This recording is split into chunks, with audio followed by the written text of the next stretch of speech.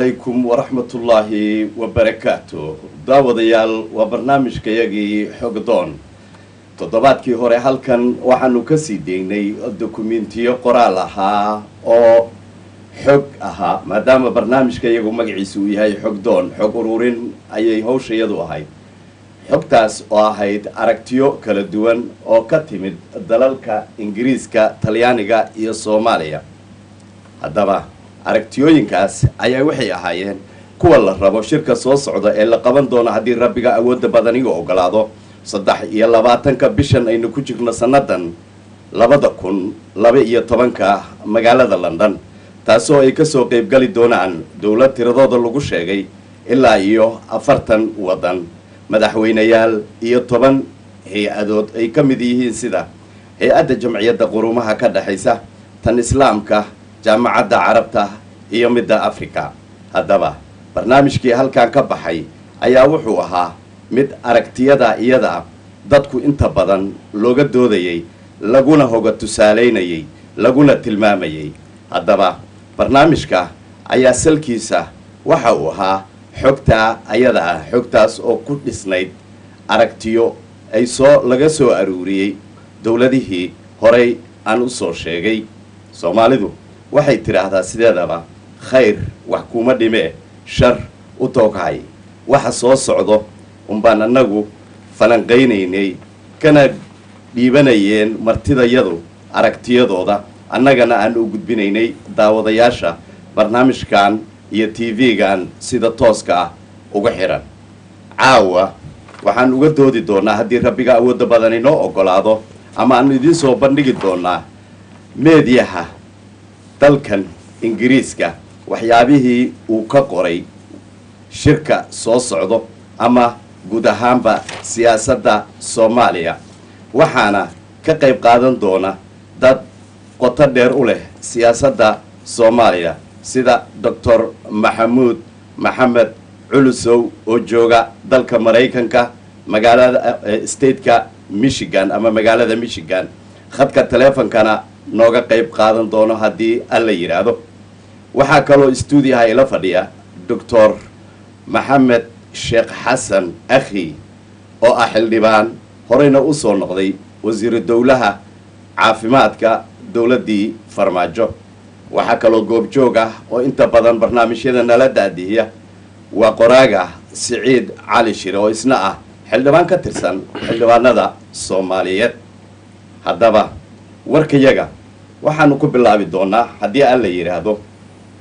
wargeys ka soo baxa wadankan Ingiriiska kaasoo ay akhristaan inta badan dadka lagu tilmaamo wadankan inay hogaamiyaan ha ku hogaamiyeen siyaasad ama aqoon ama dhaqaale kaasoo loo yaqaan independent oo ka soo baxa cariga Ingiriiska ayaa waxa uu ka qoray maqaal dheer cinwaanna waxa uu uga dhigay Cabdullaahi go'aanka sanadka cusub ee dalkan Britain faragelin Soomaaliya lagu sameeyo haddaba faragelinta la sheegayo Soomaaliya in lagu sameeyo ereyadaasi waxa ay ka soo baxeen ra'iisul wasaaraha dalkan David Cameron haddaba waa faragelin noocee ah iyo qaabkee ah midda uu rabo Cameron markale iyo Cabdullaahi David Cameron ayaa ku macneeyay Soomaaliya qaran guul daraystay oo halis toos ah ku ah danaha wadankan Ingiriiska waxaan ku qaban doonaa bisha February magaalada London ee cariga Ingiriiska shir heer sare ah oo ay ka qayb galayaan dalalka haatan faragelinta ku haya Soomaaliya gaar ahaan dalkaas ku yaala Geeska Afrika yiri go'aamo muhiima ayaa laga sugayaa inay ka soo baxaan kulankaasi kuwaas oo noqonaya in laga bilaabo gargaar bini aadannimo ilaa faragelin military markasto oo loo baahdo in dal la galo marmarsiinyo looma waayo haddaba Soomaaliya maxaa sabab looga dhigtay Cabdullaahi David Cameron ayaa ka walwalsan in dalxiisayaasha iyo dadka ka shaqeeya gargaarka ee Britishka ah lagu weeraro ama lagu afduubto Soomaaliya dhibaatooyinka burcadbadeennimo ee sida aadka sare ugu kacaya iyo cabsida laga qabo in dalkaasi ku yaala Geeska Afrika uu noqdo meel ay xagjirnimada ka jirta ay sababto isla markaana ay sababayso inay u soo gudubto dhalinyarada muslimka ah ee dalkan Ingiriiska ku nool inta badan wargeyska isagoo hadalkiisa sii wata waxa uu yidhi wadamo badan oo muslimiin ah ayaa Soomaaliya lugaha kula jira haddaba wadamadaasi waa kuwe maxayse ka rabaan dhowr wadan ayaa haatan horeba howlo uga waday dalka Soomaaliya ama uga wada kuwaas oo uu horkacayo dalka Turkiga oo ra'iisul wasaarahoodu Recep Tayyip Erdogan uu dhawaantan booqday magaalada Muqdisho dalalka Qatar iyo wadanka Isutaga Imaaraadka Carabta booqashada Erdogan ayaa waxaa loo arkaa inay tahay wareeg diblomaasiyadeed oo lagu doonayo in dib loogu unko saameyntii ay lahayd boqortooyadii Cusmaaniyiinta safarkiisana uu ku tagayo waqooyiga Afrika iyo wadamada bariga dhexe hase ahaatee ninka ra'iisul wasaaraha dalkan David Cameron waxaa ka horeeyay Shino in dowladii uu hogaaminayay ra'iisul wasaarihii kan ka horeeyay Tony Blair uu ku tilmaamay gobolka Helmand ee ku yaala dalka Afghanistan inaanay ka jirin wax maamul ah kaasoo halis ku ah dalkan Ingiriiska sida argagixisada iyo muqaadaraadka gobolkaasi oo la sheegay ama lagu tilmaamay in laga soo saaro 25% isla markaana dalka wadankan Ingiriiska 80% darajada taala uu ka yimaado dalkaasi oo lagu hayo ama laga isticmaalo wadooyinka waaweyn ee wadankan Ingiriiska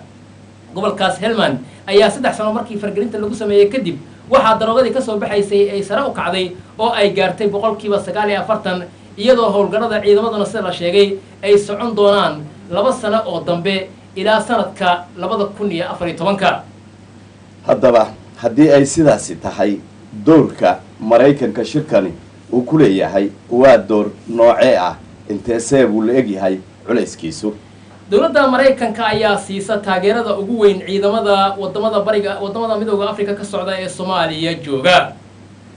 diblomaasi sare oo ka tirsan dalkaasi Mareykanka ayaa yiri waxaan aad u soo dhaweynaynaa shirka lagu qabanayo magaalada London isla markaana cid walba waxa ay leedahay ama qorshe ay wata oo Ingiriiskuna waxa uu ka mid yahay dadkaasi ama wadamada iyagu qorshaha wata annaguna Soomaalida joogta qurba joogta ee dalkeena ku nool ayaa xiriir la leh dad iyagu ku jira ama ku sugan Soomaaliya oo isugu jira kuwa xunxun iyo kuwa wanaagsan Ingiriiskana sida oo kale ayay dhibaato u haystaa marka wax dabiici ah in ay rabaan inay door ku yeeshaan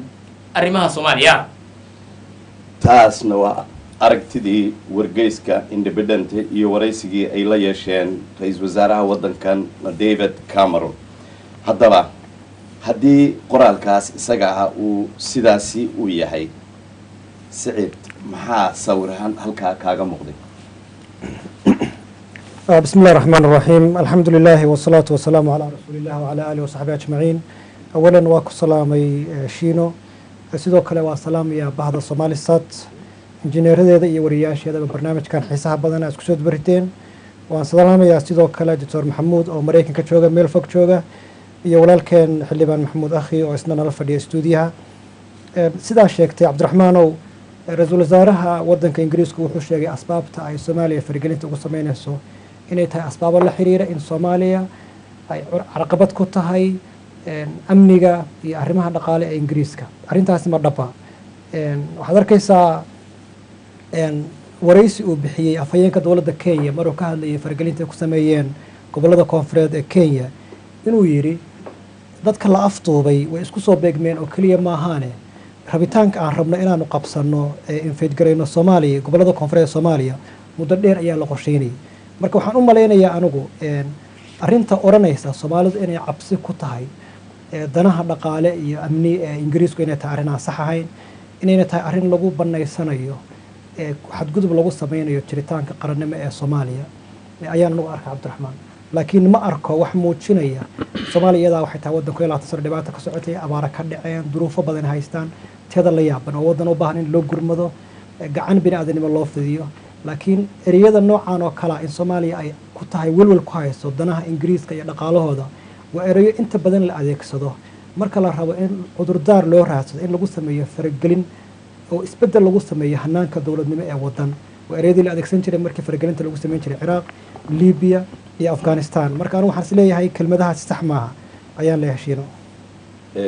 maadaama ay jiraan waxaan u jeedaa akhi dad Ingiriisa oo lagu afduubay Soomaaliya gudaheeda aanu ognahay iyagoo laga afduubay dalal kale Soomaaliya gudaheeda lagu haysto maadaama ay jiraan dad dhalinyaro ah oo meelahan ka tegay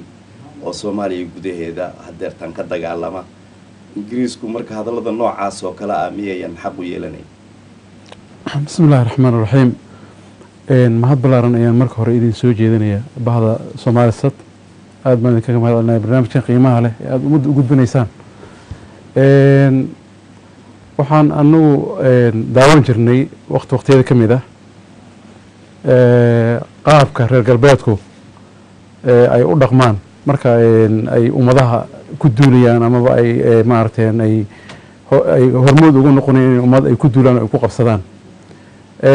intay guri dumayaan guri intay calaamadeeyaan bay dab ku shidaan marka dabka ay ku shidaan ay waxay soo qaataan dabdamis si ay u yiraahdaan gurigii baan dimanaynaa waa guriga ayagu ay gubeen ba haddana ayagu ay noqonayaan amaba ay isu muujinayaan in ayagu dabkaasi dimanayaan si ay markaasi ay ugu faa'iidaystaan dhibaatada iyo qalaasaha jirta siyaasadda reer galbeedku ma qarsoona firmay ka sameeyaan marka sida walaalkii Saciid uu sheegayba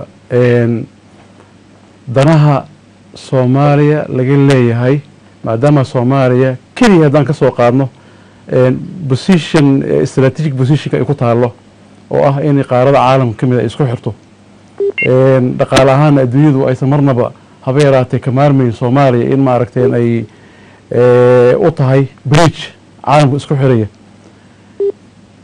isla markaan David Cameron naftiisa uu cadeeyay uu yiri danaheena dhaqaalaha ah ayaa halis gashay uu leeyahay waxa marka wanaagsan inuu yiraahdo danahayga dhaqaalaha ah ee Soomaaliya aan ka leeyahay iyo muxuu ahaa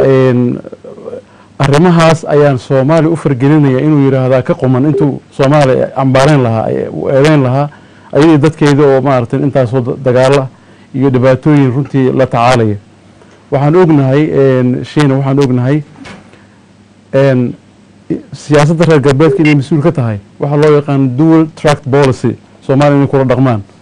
oo in ay maaragtay nationkaas integrity-giisi territorial integrity-giisi iyo dadnimo iyo maaragtay midnimadiisa in ay inta ay qeybiyeen oo ay yiraahdeen idinka anagu lama dhaqmayno dawlad toos ah Soomaaliya ka dhalata lama dhaqmayno waxaan rabnaa reer waliba inuu noqdo dawlad yeesho oo markaa uu noo yimaado taas waxay ka tarjumaysaa munaafiqnimada ay Soomaaliya kula dhaqmayaan oo ah inaan Soomaaliya marnaba degin marna aysan Soomaaliya xasilin siyaasadda ay ka leeyihiin ay taasi markaasi tilmaamayso ay turjumad ka tahay dawladaha kale oo ku hareeraysan Soomaaliya sida Ethiopia iyo Kenya ayagu ma baqarayaanba waan ognahay muxuu ahaa in ay Soomaaliya dakana ka galeen oo ay maarteen ay wax isku ogyihiin way ogyihiin mar waliba marka walwalka ay qabaan waa garan karnaa oo maarteen mid la taaban karay weeyaan marka hay yiraahdaan annaga dana kale Soomaaliya annaga maarteen howlaheeni ka fushanayn hay yiraahdaan laakiin in Soomaaliya state failure ay ku tilmaamaan ayagoo failure kaas hormuud u ah waa arrin khaldan weey marka fargelintan Soomaaliya waa mid lagu hayo anu practical ahaan sheen waxaan ku sheegayaa Soomaalidu inay wanaagsan yihiin ayna aad iyo aad runtii ay maanta ay u doonayaan azmadan dhibaatana ay ka baxaan si alla sida ay uga baxaanba laakiin culays ka weyn inuu dulsaaran yahay oo ugu imaanay ama dawladda dariska aadaan ama dawladaha reer galbeed ku hogaaminaya ugu yimaadaan haddaan u leexdo xaggaas iyo Dr. Maxamuud Culusow Dr. waxa uu hadda ku dacwoonayo ra'iisul wasaaraha Mareykanka ama uu ku dacwiyayo dalkan Ingiriiska David Cameron ma la oran karaa waa wax sax ah mise ma ahane ujeedo kale u socdaaya tan wuxuu ku dadayaa un halka uu socdo bismillaahir rahmaanir rahiim marka ugu horeyn waxaan salaamayaa Shiino iyo ragga kale oo odayaasha ah oo Saciid iyo Aray oo igala qayb galaya barnaamijkan iyo inta na dhageysanaysa ama maaragtay na daawanaysa dhamaantood waxaan leeyahay assalaamu calaykum waraxmatullaahi wabarakaatuh wa calaykum assalaam waraxmatullaahi wabarakaatuh salaan kadib runtii sida hadda waxaan malaynayaa sida hadda horena loo sheegay dawladda Ingiriiska ama ra'iisul wasaaruhu asagu ma qarinin ahdaafta iyo ujeedooyinka uu ugu dhawaaqay in uu shir u qabto Soomaaliya waxa ugu horeeya waxay ahayd in la badbaadiyo ama ay si xora ay u socdaan maraakiibta oo xamuulka sida dawladda muxuu ahay ingiriiska iyo ay ugu badan tahay inay ku maraan khaliijka cadan mataqaanaa iyo baddaas oo ah Indian Ocean iyo dhulkaas oo dhan waxaana ishaleelay waxa weeye Soomaaliya hadda ilaahay ku manaystay bad gaaraysa ilaa 3,200 oo mataqaanaa kilomitir oo dhul ah iyo dawladda ingiriiska oo laba qaybood uga jirta baddaas isticmaalkiisa oo ah maraakiibta adduunka wax u kala dhoofisa iyo caymiska shirkadda weyn oo caymisa adduunka muxuu ahay ama dhaqaaluhu ay ka soo galo marka waxa weeye ma qarinaan filayaa ra-iisul wasaaruhu ujeedooyinku ka leeyahay weliba sida la xusuusan yahay markuu habeenkii arrintan uu ku dhawaaqayay meesha uu khudbadda ka jeediyey waxay ahayd meesha duqa magaalada London oo ah ninka madaxda u ah ama guddoomiyaha u ah suuqa weyn oo maaliyadeed oo ah financial mataqaanaa maaragtay marketka London ku yaala ayuu wuxuu u yahay ninka u ah maaragtay afhayeenka ama lobbyista ama u ah mataqaanaa maaragtay adduunka wadooda oo u suuq geeya marka xataa munaasabadu waxay ahayd munaasabad dhaqaale iyo maaliyad oo ah aad iyo aad muhiim u ahayd marka runtii dawladu waxa weeye markii ay dadkeeda difaacanayso qof iyo labo iyo saddex waa inuu qiimo la lahaadaa waa inay qiimeeyaan marka haddii dawladda ingiriisku ay qiimeynayso dhowr qofood oo ama laga afduubay ama dhibaatooyin loo geeyey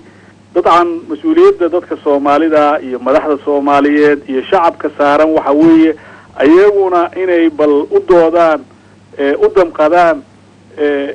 ay fiiriyaan mustaqbalka dheer ee dadka shacbiga Soomaaliyeed marka runtii barnaamijkan hadda uu ku dhawaaqay ama shirkan lagu dhawaaqay hadaaftiisa ugu weyn inta ugu badan ilaa 6 qodob waa wax ku saabsan danaha dawladda adigu ingiriiska iyo dalalka adigu bahawadaagta yihiin qodob ayaa ku jiray ugu dambeeyay oo ah in dhibaatada iyo xasilooni darrida dalka ka jirta la darso waxna laga qabto ma muuqato ilaa hadeertaan wax muujinaya qaabka ay qodobkaas oo adigu u noqon lahay saldhig ama furo u noqon lahay dhammaan arrimaha kale oo ay ka hadlay oo ah sida la dagaalanka burcadbadeeda wixii argagixiso ku tilmaamay muxuu ahay dhammaan arrimahaas oo kale waxay ku xalismi lahaayeen iyo xasilooni darrida ka jirtaba guud ahaan Soomaaliya waxay ku xalismi lahaayeen in la helo dawladdii hanan lahayd dalka ay uu gacan ka siiyaan iyo sidii loo siin lahay marka weli ilaa hadeertaan shirku inkastoo ay ka harsan tahay muddo 20 cashaa haddana si cad uma muuqato sida uu arrintaas ay u maaragtay muxuu ahay ay u wajahayaan waxa kaliya oo hadda ka muuqata waxa weeye in barnaamijkii ahay Djibouti agreement wax la yiraahdo ama heshiiskii Djibouti ama road map la yiraahdo oo ayada laftigeeda dadka Soomaalida siday u fahamsan yihiin ay aad uga fogtahay waxa meesha ku yaala ayaa uun hadda ay u muuqataa marka waxay ila tahay waxa weeye madahayo dawladda ingiriisku maxay ugu doodaysaa dad adiga ama laga qafaalay waayo amba waxa weeye dadka Soomaalida haddii qofna la ka taabto waxaan u arkaa inay muhiim tahay qofkaas inaanu difaaciisa iyo ilaalintiisa iyo xuquuqdiisa uu markaas helo asaga laftigiisa cid dawlad asagana saas oo kale u ilaalisa mahadsan tahay waxaan haddana soo qaadanaynaa dad badan ayaa wax ka qoray Soomaaliya oo qoraallo badan ka suubiyey ilaa iyo muddo dheerna wax ka qorayay dadkaas waxaa ka mid ah nin magaciisa la yiraahdo Richard Dawson director waxa uu ka yahay Royal African Institute meel la yiraahdo wuxuuna inta badan wax ku qoraa bog la yiraahdo Africa Argument African Argument meel la yiraahdo ayuu qoraaladiisa inta badan kusoo bandhigaa ninkaas oo kasoo shaqeeyey wargeysyo badan oo kala duwan oo waddanka ingiriiska ah iyo dalka uganda wargeys ah ninkaas oo qoraaladiisa inta badan dadka soomaaliyeed tilmaamo iyo waxyaabo badan ka bixiya ayaa maqaalka hadda aan soo qaadanay cunwaan waxa uga dhigay cabdullaahi yaan lagu qasbin soomaaliya qarannimo haddaba marka uu leeyahay soomaaliya yaan lagu qasbin qarannimo muxuu rabaa ninkan qoray maqaalkan isaga cabdullaahi qaabka soomaaliya waa kan switzerland oo kale ha ku qoslin waa garta haddaba switzerland sideebay u taallaa oo soomaaliya maxay uga duwan tahay awoodda siyaasadda ee switzerland ayaa waxaa haya degmooyin waa 26 ismaamul ee bulshooyinku ay leeyihiin ee waddankaasi ka jira qaranka switzerland ayaa ka shaqeeya oo keliya xiriirka caalamiga ah iyo sharciga dalka yaa isweydiiya ama yaqaana qofka madaxweyne ka ah waddankaasi switzerland waa garanay haddaba maadaama sidaasi ay tahay tan kale maxay noqon kartaa Richard aragtida uu leeyahay dhanka kale ayaa waxaa ka jiray muddo badan Soomaaliya kala dambeyn soo socotay muddo dheer haddaba kala dambeyntaas iyada kala dambeyn dhanka kale ah ayaa jirtay iyo nolol haddaba muxuu ka yiri waxa uu shiina ku hormaray dagaalka sokeeye ee Soomaaliya ayaa bilowday dhamaadkii 1980kii kadibna waxaa sii socday kala qaybsanaanta dadka iyo dalka Soomaaliyeed waa mid ku wanaagsan ayuu yiri sidaa ha loo daayo waana mid ku habboon nooca ay u nool yihiin bulshada Soomaaliyeed marka kaliya oo ay nabad noqotay koonfurta Soomaaliya ayaa waxay ahayd sanadkii 2005 xilliga oo la jabiyay dagaal ogayaashii beelaha ka socday oo iyaga awoodina waxaa la wareegay maxaakiimta islaamka oo hirgeliyay in la helo sharci kala dambeyn iyo nabad waa gartay maadaama uu Richard sidaas u sheegay in la helay sharci kala dambeyn iyo nabad haddaba isla isagii ayaa waxa uu leeyahay Soomaaliya noloshii yareyd ee ka soo iftiintay ayaa wadamo kale waxa ay ku noqotay culays haddaba maxay ahayd culayskaas qayb yar oo ka tirsan maxaakiimta ayaa aad iyagu u adkaa laakiin koonfurta Soomaaliya ammaan ayay noqotay ganacsigii iyo maalgelintii ayaa sare u kacay dadkana si xor ah ayay wadooyinka u marayeen kaase ahaatee Soomaaliya oo mid ah oo nabad ah walibana ay maamulayaan maxaakiim islaami ah waxa ay cabsi weyn ku ahayd dawladda Itoobiya waxa ay ka dhaadhicisay Mareykanka in ay yihiin nimankani muslimiin xaq jir ah oo awoodda Soomaaliya la wareegay mahadsanid Cabdullaahi marka waxaan filayaa aragtida iyo qoraalka maqaalka uu soo qoray ninkaas isaga ee Richard Dawden la yiraahdo oona Royal Africa Society madaxda ka qoraalkiisaas ayuu wuxuu ku muujinayaa qaabka loo rabo Soomaalida waxayna u muuqataa qaabka hadda maamul goboleedyada loo sameeyay oo kaleeto way u muuqataa markan haddii aan ku hormaro kuna noqdo Dr. Culusow ninkaas qaabka uu sheegay iyo maamul goboleedyada iyo aragtidiisa iyo Soomaalidu ma isleeyihiin shayna waxa weeye arrintaas maya runtii fikradda Richardna ma qabo inuu tahay fikrad maanta ka taabageli karta dalka Soomaaliya waxyaabaha uu cuskanayona wax badan ay ku kala duwan yihiin dadka Switzerland ku nool oo degmooyinka ama Jarmal ha ka yimaadeen ama Faransiis ha ahaadeen ama Talyaani ha ahaadeen oo adigu ama dhaqanka ka soo jeedeen iyo afka ka soo jeedeen iyo sidee kala ahaayeen arrintaas hadda Soomaaliya muxuu ahay mid ka taabageli kartana maahan isku dhaqankeedana kama yaalo runtii waxyaabaha keenaya Richard iyo dad lamida inay afkaarahaas wadaan ama midkan lamida afkaartan kale oo adigu waagii hore ay bilowday dawladda Itoobiya oo ah in dadka loo qeybiyo adigu qayb oo building block wax la yiraahdo oo koox loo qeybiyo deegaan adigu ku salaysan qabiil sida hadda 4.5 oo kale adigu inay iyagu loo sameeyo ama gobolada la kala gogooyo iyo wax noocaas oo kala marka arrimahaas waa wax la isku dayay, wax ka soconaya maaha. Soomaalidu dib waa qabtaa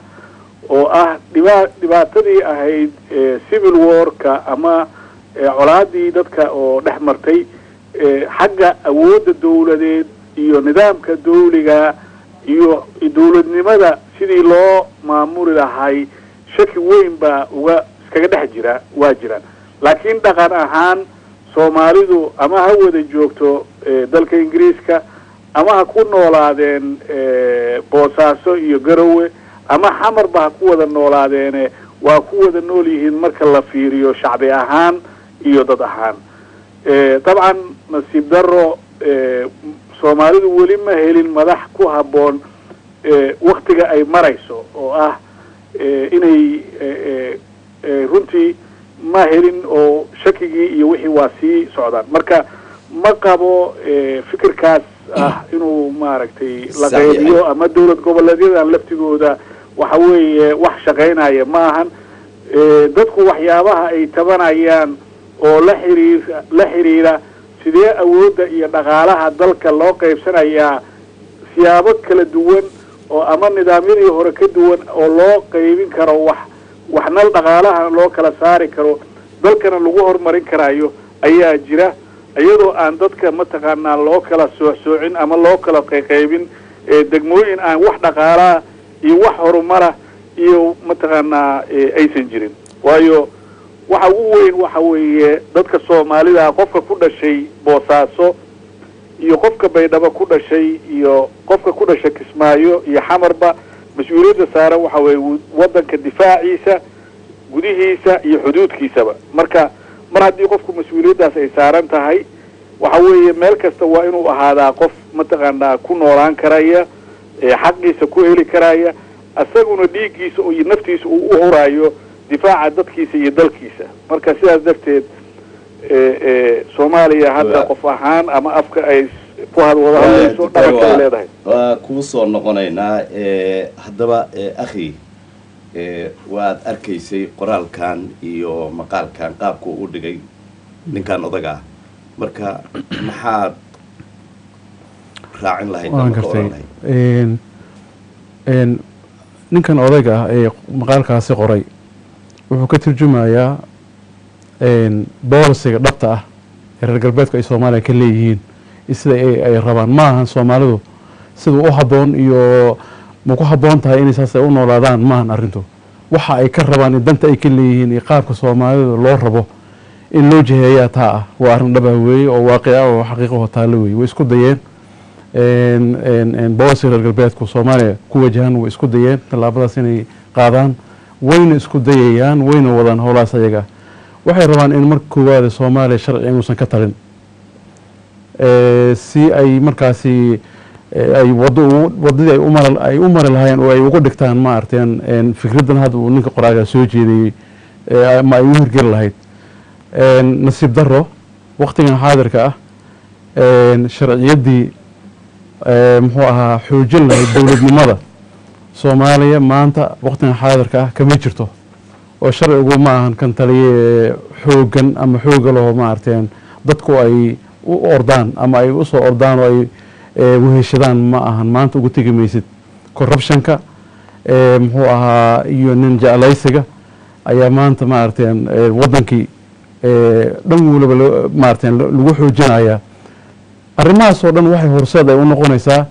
in ninkan qoraaga hadda aad sheegtay sida markaasi ay u hirgeli lahayd in Soomaaliya lagu fuliyo oo in la yiraahdo qolo waliba marka adigu isdibir gaar u go oo ma arteen howlahaaga iyo barnaamijkaaga ku gaar noqdaan, annagana si gaar ah noogala soo xiriir arrimahaaga. in marka in afkaarahaas ma aragtay Soomaaliya ay ka hirgasho waa lala damacsan yahay. fargelintaas ayadaana waa mid socoto xaqiiqah weeye. midda keliya ee Soomaalidu badbaadin kartaa waxa weeyaan ninkan hadda uu tilmaamay waxa weeye kala dambeyn ay sharci ku qotonto ayaa ah xoog keliya maanta laga rajayn karo in Soomaaliya ay ku badbaado. tii ayada ahaydna nasiib daro hadda waqtigan xaadirka ma taalo. marka afkaarta ninkan hadda odayga ah uu soo jeediyey ama qoraagan reer galbeedka waa xaqiiqo jirto oo lagu socdo weeye oo maaragtay barnaamijkan uu yahay in Soomaaliya lagu dhaqangeliyo si markaas Soomaalida loo kala saaro si Soomaalidu maaragtay ay u sahlanaato in cad loo goosto marka arrintaas ayada anigu kulli practical ahaan ayaan ula joogay oo soo noolaa waana ogahay waana xaqiiqo dhab ah insha Allah waa ka wareysan doonaa inta barnaamijka lagu jiro hadii alla yiraahdo laakiin Saciid waxaan ku weydiin lahaa tilmaamaha ninkan uu bixinayo waa tilmaamaha hadda maamul goboleedku ay leeyihiin walow Dr. Culusow tilmaamay in Switzerland iyo annaga aan kala duwanahay oo ayaga ay yihiin ummada isu yimid laakiin annagu aynu nahay ummad kaliya marka maxaa lagu diidayaa la waaqici waa sidaas mahadsanaysiina inta aanan u gudbin su'aashaada haddaan kelmad ku daro su'aashaadii hore ee ahayd waa maxay ujeedada dhabta ah Ingiriisku ka leeyahay shirka waraysi waxaan u malaynayo shalayta oo Jimcaha uu siiyey wasiirka dowladda Ingiriiska u qaabilsan arrimaha Afrika ayaa la weydiiyey ujeedada aad ka leedihiin arrimaha Soomaaliya laba qodob oo sheegay qodobkii hore oo ahayd in Soomaaliya ay cabsi ku hayso dowladda Ingiriiska ayna kasoo dib ku tahay darbi ku tahay dhaqaalaheeda iyo amnigeeda wuxuu ku daray qodob kale oo wuxuu yiri Soomaaliya waxay qayb ka tahay dibta lagu hayo wadamada Kenya iyo Ethiopia ayadana waxay tahay mid kamid ah ahdaafta ee hadda rabo in faragelinta loogu sameeyo Soomaaliya yani Soomaaliya ayaa threat cabsi waxay ku tahay dalalka dariska وانا أرين حقائق كفوق وهذا كويلاتين كسنة قدام بيسي إثيوبيا يا كينيا يلا وحيكون هاي ثريت شريتان كصوماليا هذا نوصل لابنا أرنتا نظام كوسوتشي دي نكاس أقوياكا وحين أقولنا هاي ودمد رجالبيتكم مرحورة أي عشان دعوا دتشين صوماليا حلو صومالي سي تدريج gradual step على صومالي step كي هراء وحها دولة قبليتك هدي بقى أنا دولة قبليتك حتى سحبوها سيدا كنت لحد يكون ملجاركا دولة قبليت وحنقول كرا laba gobol iyo wax ka badan waa marka la fiiristay 10 gobol ee Soomaaliya hadii taalo raaco Soomaaliya ka basbaysmi karaan wax ka badan la soo raxistay 10 gobol 9 dowladood wax ka badan kama sabaysmi karaan laakiin hadda waxaynu aragnaa sidii loo sii waday in la geeyay tuulooyin iyo xaafado in laga dhigo dowlad goboleedyo اعترافkooda oo hayso hay'adan u qaabilsan qaramada midoobay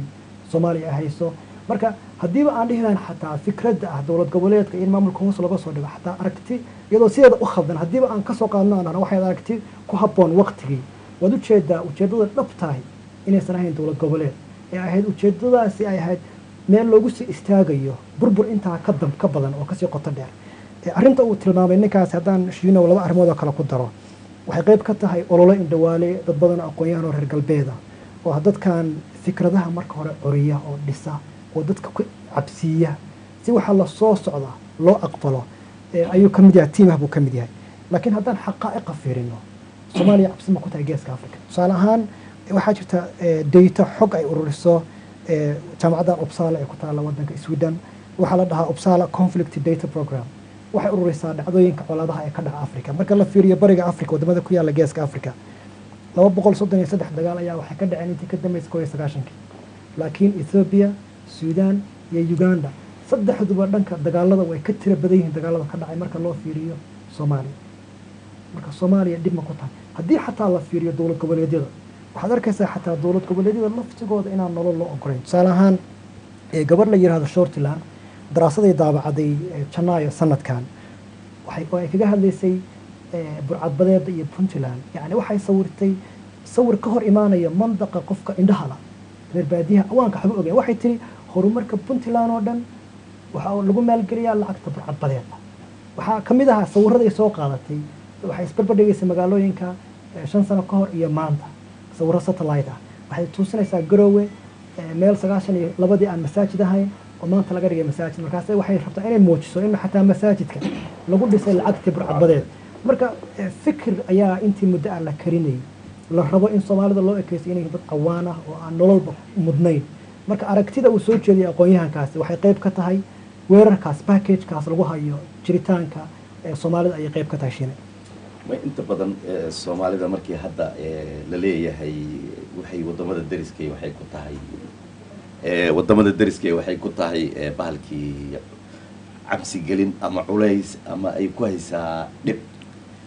meesha loo socdo waa wada garanaynaa iyo cidda loo jeedo iyo hadafka waxa uu yahay kulligeen waa wada garanaynaa marka waxaad leedihiin taasi wax jira ma akhiyow adoo hadda ka soo laabtay magaalada Muqdisho arrimaas ma wax aan jirin ba mise waa wax jira way wax xasuusanaa dawladda Ethiopia waxay ahayd markii ay xadka Soomaaliya ka soo gudubtay 96 waxayna la diriraysay dad lagu sheegay inay yihiin wadaado ama muslimiin laakiin reer galbeedku ay islaamist u yaqaanaan wixii ka dambeeyay oo dhanba waxay ahayd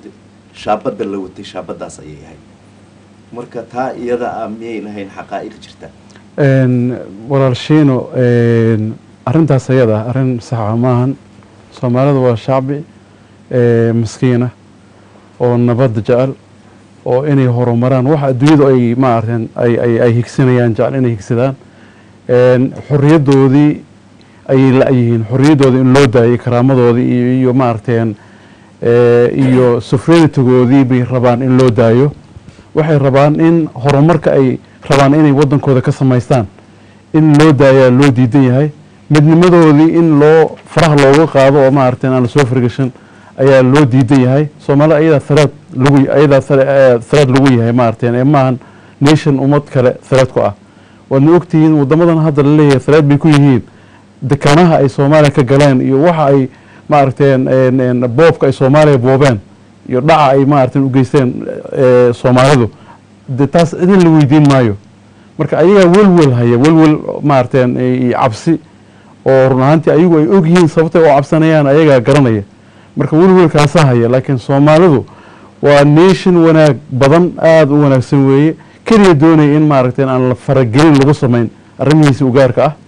horumarkiisa inaanan maarteen aan carqalad la gelin iyo midnimadiisa in loo daayo waa nation noocaas oo kale Soomaalida markaan suurad yar kooban aan ka siiyo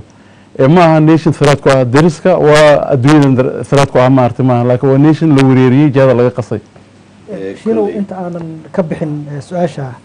waxaan isleeyahay waxay rabto Soomaalidu waxaa si fiican u cabiray Ilaahay oo naxariista Faarax Omar Ingiriisku markay haysteen gobolada waqooyi ayaa loo yeeray markaas la yiri dhaqaalaha lagu siinayaa madax baa laga dhigayaa ka halgankan ninka Ingiriiska wuxuu ku yiri sida uu soo guuriyo saadiqeen oo buugiisa Soomaaliya dhalashadeedii ilaa dhabarjabkeedii ninka Ingiriiska wuxuu ku yiri wax ay qanciya maaha dhaqaale iyo darajo loo kordhiyo wax ay qanciya wax adeeg ku qanciyo oo inaan xor ku noolaado Soomaalidu waxay rabtaa inay xor iyo sharaf dhulkii Ilaahay uu ku abuuray Ilaahay oo ay deganaayeen wax ku dhow 8 kun oo sano ay waxay rabaan inay xorriyad iyo sharaf ugu noolaadaan waxa loo diidan yahay waa xorriyadda iyo sharafta ujeedooyinka laga leeyahay asbaabta keenaysa in xorriyadda iyo sharafta loo diido ee arrimo dhaqaale istiraatiiji waxaan u maleynayaa su'aalaha dambe ku jira waa mahadsan tahay kolley qof walba aragti ayuu ka leeyahay arrimaha Soomaaliya markay timaado haddana haddaynu u noqono qoraa kale oo Soomaaliya wax ka qoray magaciisana la yiraahdo Dr. Michael Weinstein oo wax ka dhiga jaamacadaha dalka Mareykanka ayaa isaga la fahantiisa ka mid ah dadka inta badan Soomaalida wax ka qora qoraal uu dheer oo uu Soomaaliya uga hadlayay oo aanu soo qaadanayna waxa cunwaan u ahaa fashilka siyaasadda Kenya ee koonfurta Soomaaliya waa garanay marka la leeyahay fashilka siyaasadda Kenya ee koonfurta Soomaaliya qoraagu muxuu ula jeedaa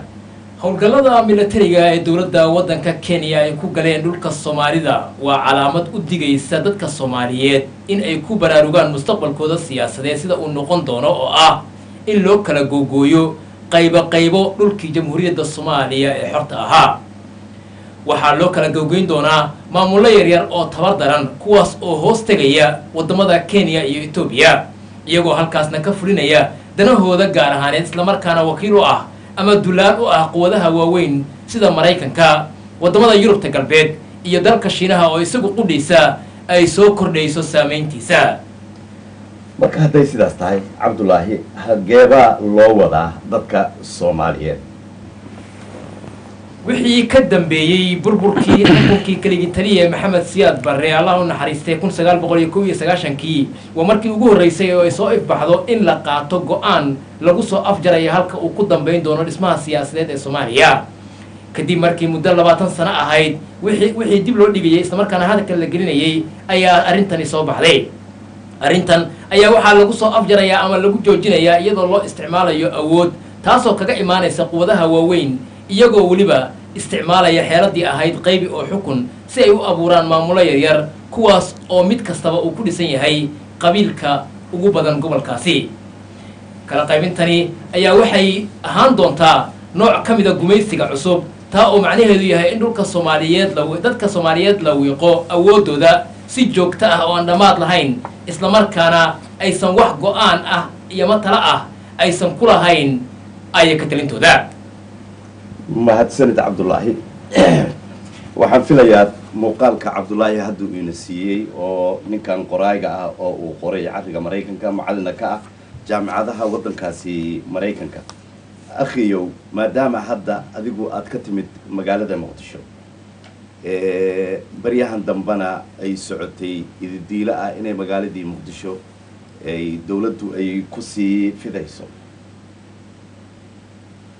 dadka dareenkoodu sidee buu ahaa arrimahan hadda baryahan dambe inta badan Soomaalida ku dhex wareegay dadku sidee bay u dareensanayeen sidee bay u arkayeen marka hore waxaan hambalyo aan u jeedinayaa ciidamadeennii qaranka ah ee maaragteen horumarka wanaagsan ku maaragteen qaaday naftoodii u horay muxuu ahaa in ay qarannimadii iyo sharafnimadii ay raadiyaan baadi goobaan